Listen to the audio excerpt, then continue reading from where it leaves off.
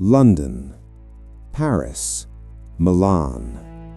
Cities founded by the Romans and still thrumming with life centuries later. Their foundations were built to last. But this was Theseus, a monumental street lined with statues of benefactors, now silent for 1,500 years. This isn't a unique sight.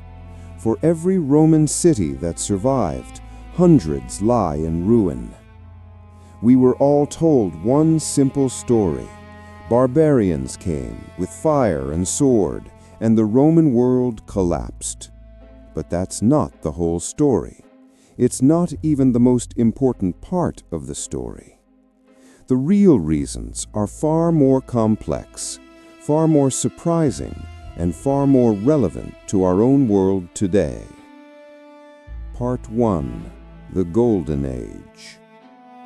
To understand how a city dies, we must first understand how it lived.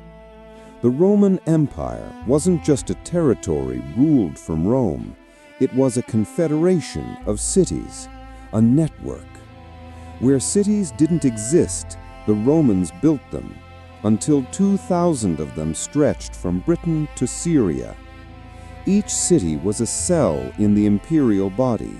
Its local elites, the leading citizens, were given a clear bargain: collect taxes for Rome, keep order in the countryside, and in return, you get a share in the Pax Romana, the Roman peace. This bargain brought unprecedented prosperity, and to commemorate their new status, these civic elites poured staggering fortunes into public buildings. Forums and fountains, aqueducts, baths, and gymnasiums. These weren't just decorations, they were the infrastructure of civilization. They were physical proof that this network worked. This was the Golden Age. But Golden Ages never last. Part 2. The First Crack. The first domino fell in the 3rd century. Economic crisis and a cycle of invasions. Along the frontiers, barbarian incursions damaged or destroyed hundreds of cities. The psychological impact was profound. For the first time in centuries, cities felt vulnerable. Even places spared by the raids began to withdraw, building makeshift walls cobbled together from disassembled monuments, sacrificing their beauty for basic security. Stability eventually returned in the 4th century, but this was a wound. It wasn't the fatal blow. The real rot was starting from within. Part 3. The internal rot. The empire's center of gravity was shifting. The emperors of the later Roman period had increasing difficulty convincing the local notables to actually manage their cities. Why? Because the deal had changed. The wealthiest magnates, the old benefactors, now saw a better path. They left their hometowns for high-paying, powerful positions in the new imperial administration, moving to new capitals like Constantinople or Trier. Those who remained were left holding the bag. They grew poorer, yet the tax burden demanded by the distant imperial machine only grew heavier. The will and the money to govern, to repair the aqueducts, to maintain the streets, simply evaporated. Take Londinium. We assumed it died when the Romans left Britain, but the evidence shows it was already in decline, losing inhabitants as early as the late 2nd century. The network was fraying long before it officially snapped. This wasn't universal, of course. Cities that held important government roles, like Arles in Gaul or the new Titan, Constantinople, actually grew larger than ever. But for the vast majority of provincial towns, the internal decay was already underway. The stage was set for the first great collapse. Part 4. Life after the West. When the Western Roman Empire officially fell in 476 AD, it wasn't an apocalypse for everyone. In fact, cities near the Mediterranean were far more likely to survive. They were closer to the still vital sea trade routes, and many were peacefully incorporated into the new barbarian kingdoms. Life went on, just under new management. But the sea that gave them life soon brought a new terror.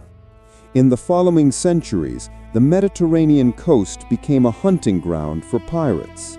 Saracen raiders struck from the sea with such impunity that in the 9th century they sailed up the Tiber River and looted St. Peter's Basilica in Rome itself. To escape the danger, entire coastal populations abandoned their cities and moved en masse to the nearest defensible hill. The age of the open, prosperous coastal city was over. Part 5. The Eastern Calamity. But what about the East? The Eastern Roman Empire, which we call Byzantium, held on. Its cities remained healthy and prosperous until the 7th century. And then the deluge. In a single generation, the Avars and Slavs overran the Balkans. The Sasanian Persians shattered the eastern frontier. And finally, the Arab conquests took the Near East, Syria, Palestine, and Egypt forever. The heart of the new Umayyad Caliphate was in Syria, so many of those cities, like Damascus, actually survived and even flourished after the conquest. But for the rest of the Eastern Empire, it was a catastrophe. The vast Anatolian plateau, the breadbasket of Constantinople, was ravaged by decades of raids. This triggered a dark age. People abandoned the insecurity of the city for fortified castles or even caves. The urban tradition, unbroken for 1,000 years, was extinguished. But invasions, as we said, are only part of the story. Now we look at the killers you can't see, the surprising truths that historians are only now beginning to fully understand. Part 6. The Unseen Killers.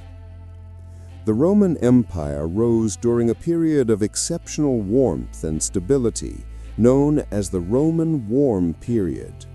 The climate was reliable, crops were abundant, and then in late antiquity the climate cooled. Consider the city of Sagalassos, high in the Taurus Mountains. During the warm period it was a thriving metropolis. But as the climate cooled, as the growing season shortened and the frosts became harder, farming at that altitude became impossible. The city withered. It wasn't the spear that killed Sagalassos, it was the frost. Sometimes the Romans were their own worst enemies. The irrigated fields of Egypt's Fayum Basin, a breadbasket for the empire, were slowly ruined by salination as centuries of farming poisoned the soil. The magnificent harbors of cities like Ephesus and Miletus, their lifelines to the world, were choked by silt washed down from deforested hillsides upstream. In other places, the earth itself betrayed them. Earthquakes caused much of Alexandria and the resort town of Baiae to sink beneath the waves. But perhaps the most insidious killer was microscopic.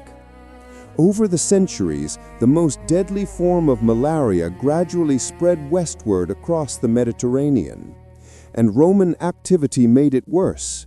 Widespread deforestation filled rivers with sediment, encouraging them to form vast marshy deltas, perfect haunted breeding grounds for mosquitoes. Places that were once healthy became deadly. The Roman Campagna, the countryside around Rome itself, was once famous for its rich farms and sprawling villas. By late antiquity, it was being transformed by malaria into the desolate wasteland it would remain until the 19th century. You couldn't see the climate changing year to year. You couldn't see the silt building up, or the salt in the soil, or the parasite in your blood. But they were all working together, unraveling the very fabric of urban life. And that set the stage for the final economic death blow. Part 7. The Economic Unraveling.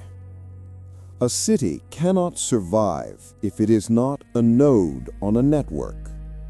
Many cities existed for one reason. They were critical links in the dense web of exchange.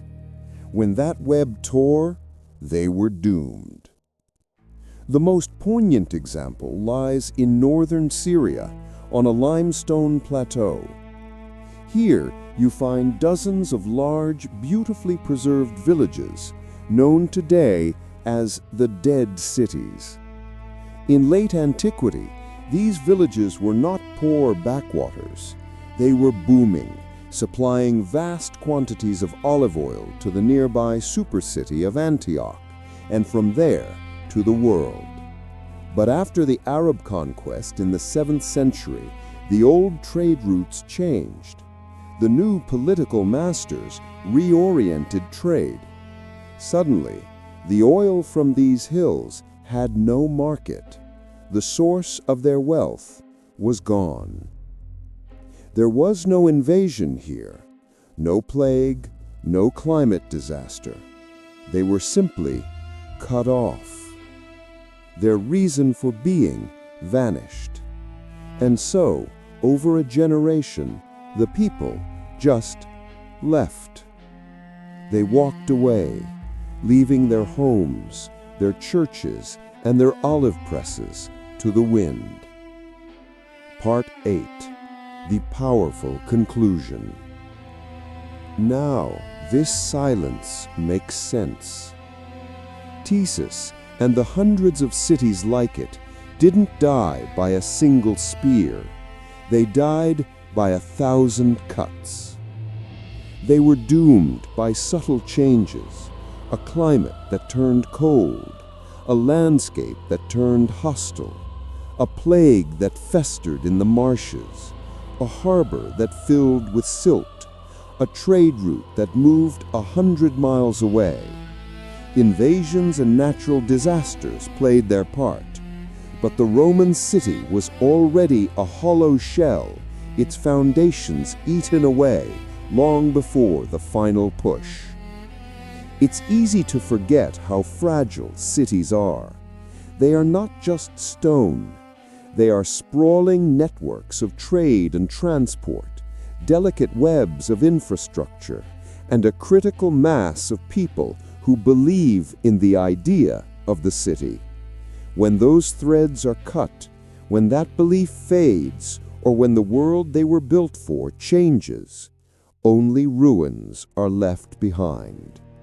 They stand as a warning, a testament to the complex, fragile truth of how a civilization can disappear. It makes you wonder, what do we learn from them? How fragile is our global network?